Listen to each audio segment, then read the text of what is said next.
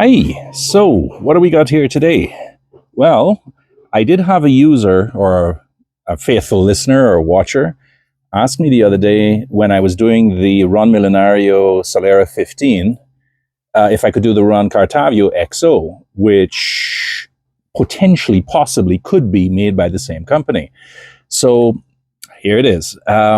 Let's just talk about this for a little bit and let's get the details down pat. First of all,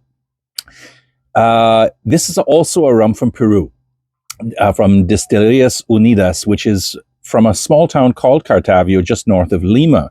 Now, they've been making sugar in that area since about 1891, and then in 1929, they actually formed a distillery, which has been in operation ever since.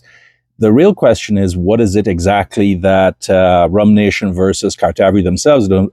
I really don't know. It's been a long time since I've done the research, and there really hasn't been much added to the literature since then. I may be one of the last people to still review this thing.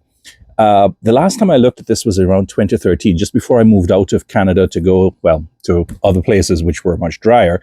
But the bottom line is as follows. It's a 40% rum made from molasses. Now, Ron Cartavio XO isn't actually stated to be how old, but the tin enclosure that this thing came in said that it was a Solera rum up to 18 years. Now, I really don't know what that 18 actually means, and this indicates the serious problems that we always have with Soleras. First of all, is the youngest part of the blend 18 years old, or is it the average age of all the rums that are inside the blend that's 18 years old, or is it a blend of various Solera style criadas and so on that is then subsequently aged for 18 years, and we don't know any of that. The easiest thing to do was simply to say that this is a blend of which the oldest is 18 years, and I think that's probably the best. Now, there are other people who have made other statements about this. Matt Petrick in 2015 and Josh Miller of Inua Kena both looked at this back in the day, and they both said that this thing was a true 18-year-old or otherwise. But Soleras have such a dodgy reputation, and so few people have looked at this since then, it's really impossible to tell. Now, the distillery actually has two stills. One of them is a John Doe pot still, and the other one is a column still, and they blend stuff from both stills in order to get this 40% rum. That's really quite interesting because that's very similar to what Bacardi themselves do, and which is part of the Spanish style. People always like to think that it's multi-column shit, but it's not always, right? Many times with some of the more professional companies, they tend to have a blend of both pot and column, which seems to be the case here. Now, let's just get straight into the tasting notes before I go any further. So we know what we got here, 40% rum. It's from Peru. Oh, man.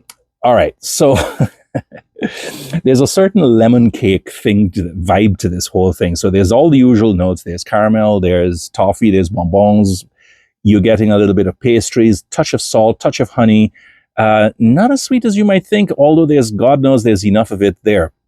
It's a pleasant enough drink. Again, like the Solera 15, it's a hot weather sipper. That's what I call these kinds of rums because there's that sweetness to it. It goes down so smoothly, so easily.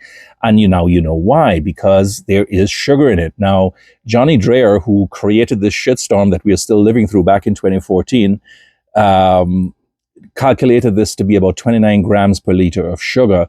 And for comparison, the Solera 15 from Ron Milenario that we looked at about a week or two ago, that was, and I double-checked this back and forth, that was 35 grams per liter of sugar. And the Ron Milenario XO, which is potentially from the same distillery as this one, is, I think it was 42 or 43 grams per liter of sugar. So, I mean, it's just a lot of sweetness around the place.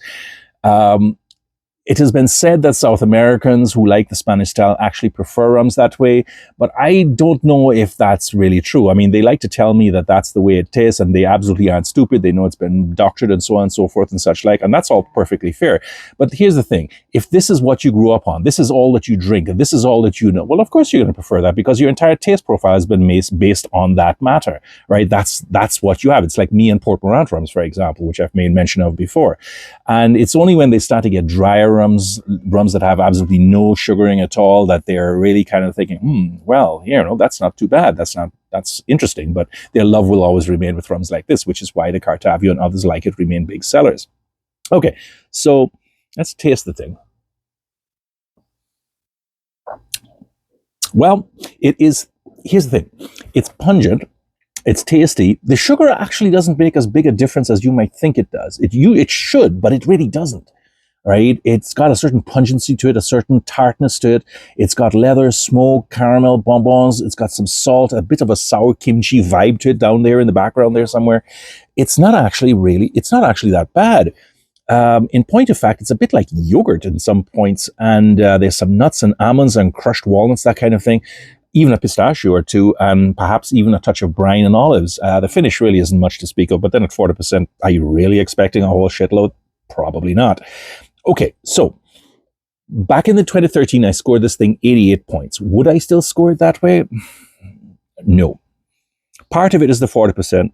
Oh, wait, there's some flowers in there now. Part of it is the 40%. Part of it is simply that I'm more attuned to the taste of adulteration now. And this thing really just is a bit too sweet, and you can kind of taste that stickiness sliding down your throat, which really isn't that pleasant for me anymore. Which is not to say that there are other people who won't absolutely think this is the bee's knees. I'm just not one of them. So to my friend who asked me to take a look at this thing, I hope I've given you enough information to go by. I probably would score this thing about 82, 83 points, perhaps a bit more than the Solera 15, I think. It's just a bit drier and a touch more complex, and I think it's better for that. And therefore, I say maybe 83, 84, but 88, yeah, no, that's just never going to happen. So that's what it is, and that's my evaluation for this one. And I am going to look at the Ron Millonario XO once again as soon as I'm done here. So stay tuned for that, and everybody have a really nice evening. Take care. Bye-bye.